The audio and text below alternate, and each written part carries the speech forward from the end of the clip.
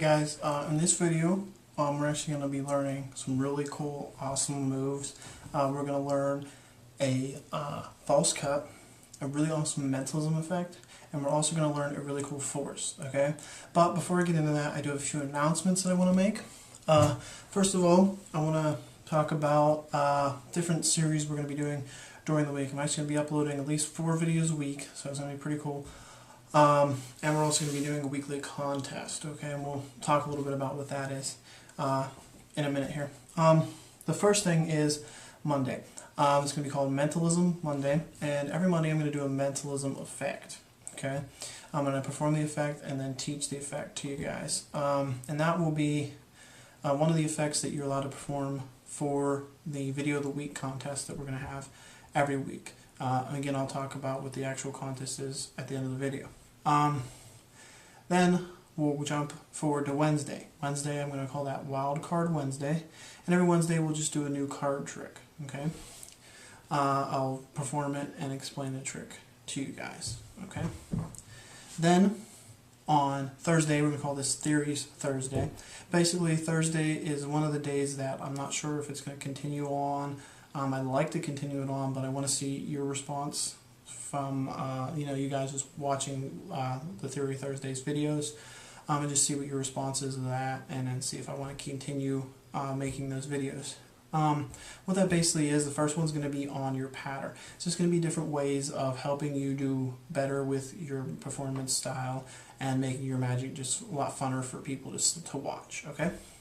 So, I guess a lot more fun for people to watch, so I had to correct my grammar. Basically it's just going to talk a little bit about different techniques that I've learned over time and performing that just makes it better. It doesn't make it sound like you're just running through a routine, you know, it really seems like you're doing real magic here. So that's what Thursday is going to be like. And if you do have any questions you want to know about pattern or just anything for future topics, you can go ahead and post them as comments to this video. You can also post them to my Facebook page or PM me here or even tweet them to me. I'm going to put the links to all that stuff in the description, so definitely check that stuff out. Get me your questions and comments, things like that, so I can definitely answer stuff for you on Thursday or even in future Theory Thursday videos. Friday, we're going to call that Finally Friday. Basically on Friday, we're going to wrap up the entire week. We're going to go over what we learned on Monday, the Mentalism Monday video. We're going to go over Wildcard Wednesday's video, Theory Thursday's video as well. And on Friday, like I said, we're just going to redo all that stuff. Then we're going to go to the contest, the weekly contest, okay? And we're going to talk about the winners of that. Okay, so let's get into those 3 awesome effects. Alright guys, so this first one is a really cool mentalism effect. I fold magicians with this. It's really awesome. It's so simple, but it is very deceptive and no one catches it, okay? So what we're going to do is basically this. If I had a spectator here, they would do this. I would just start to deal cards one at a time onto the table. And I have them just tell me to stop at any time they want to. And they really can stop me anywhere they want. So let's say they said stop right about there. Now, they can go another one if they want to. Let's say they do. They go another one, right? Now, what I want to show them, something pretty neat. Over here inside my card box, okay, I actually have, show you this, I actually have a piece of paper, if you can see that. And there's a little prediction written on that. Now, before I get into the actual prediction that's written there, I want you to see, I'm going to push forward the top card, okay? I'm going to set that off to the side. That's their card. They stop me there. Now, I have the prediction in the box, and it says, you will choose the 8 of diamonds. And the card they chose is indeed the 8 of diamonds. Let me go into the explanation on this one. Real simple, you're just going to get a piece of paper and write, you will choose the 8 of diamonds, and throw it into your card box. Now that's the way I did this for this video. You don't have to do it this way. You can use it as a force, basically. You don't have to use it as a way of revealing a prediction. You could have an envelope. Let's say if you're doing a mentalism show, you can have an envelope with the prediction in there saying maybe another card with a different colored back to it, and have that in the box, in the envelope, and hand the envelope to a spectator before the trick even starts, and then at the end, you open up the envelope, and then there's a card inside matching the card that they chose. Now, it seems so fair that they just deal down, right? So let me explain to you how this is done. You're probably catching it right now. What you're going to do, it's pretty simple. You're just going to take probably 3 or 4 cards on the bottom of the deck, turn them face down, like that, and then you're going to place your 8 face down, whatever your force card happens to be, in this case the 8 of diamonds, on top. So on the bottom of the deck, you have these 5 face down cards, the top card being your force card. Now, up here it just looks normal. You can even fan through the cards as long as you keep that block at the bottom, and it looks like a normal deck. Now, what I did for a video, because it is hard to hide the move in the video, so what I did is I put my card box off camera, so that when I did the move, I was actually reaching off camera. Okay, so you didn't see the move because it wasn't in camera, so even if you rewound it back, you wouldn't catch the move. But you can do it in real life, and I've never had anyone spot it and say, well, I just saw what you did.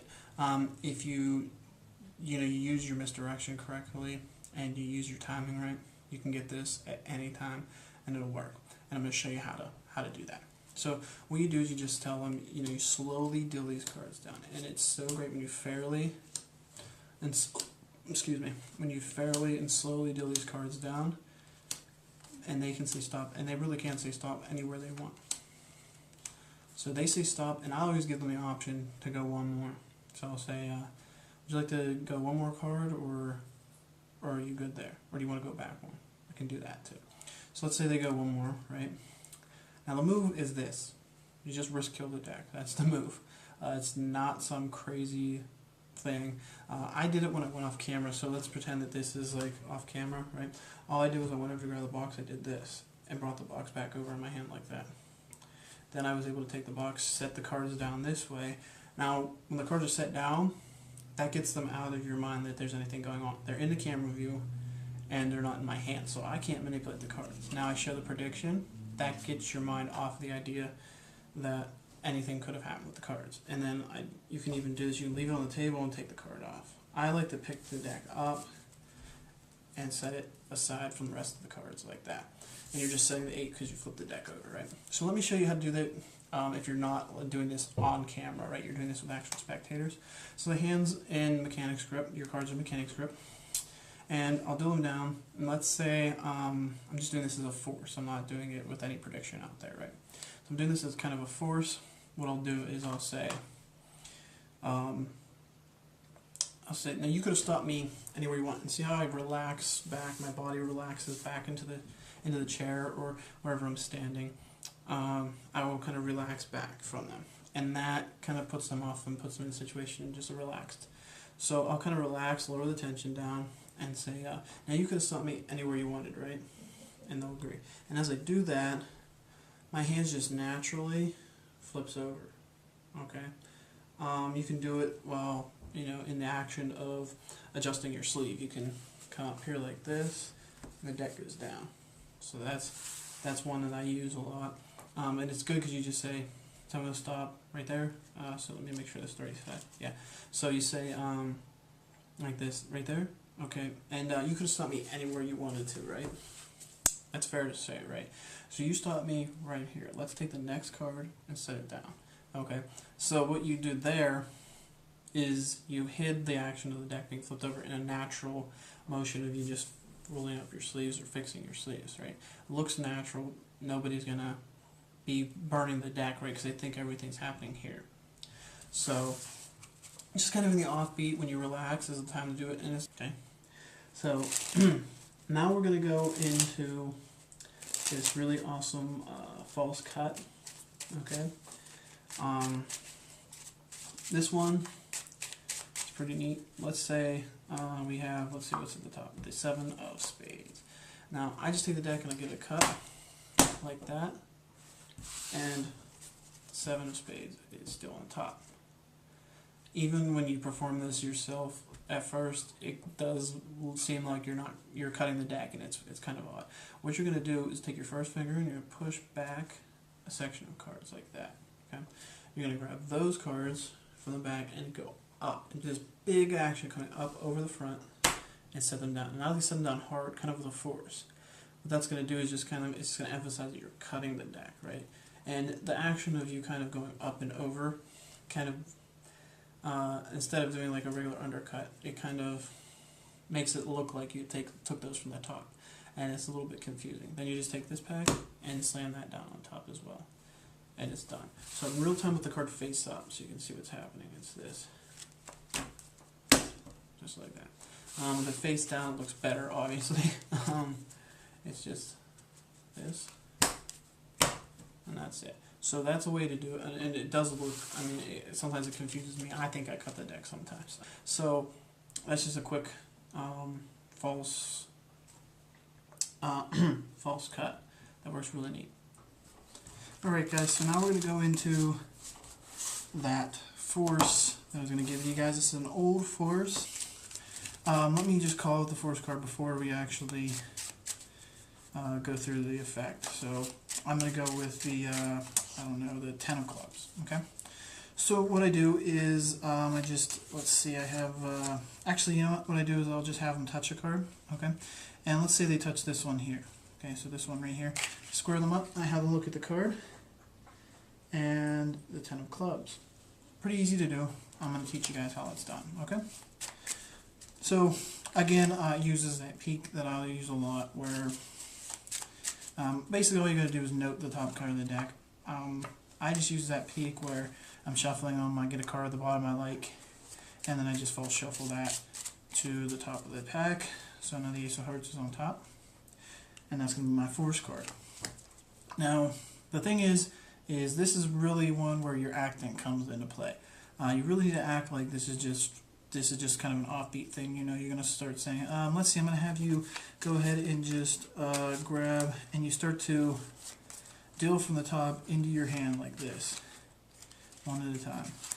And you go, actually, you know what, here, just go ahead and touch one. And you do that. Now what you've done there is you've got the card in position to force it, okay?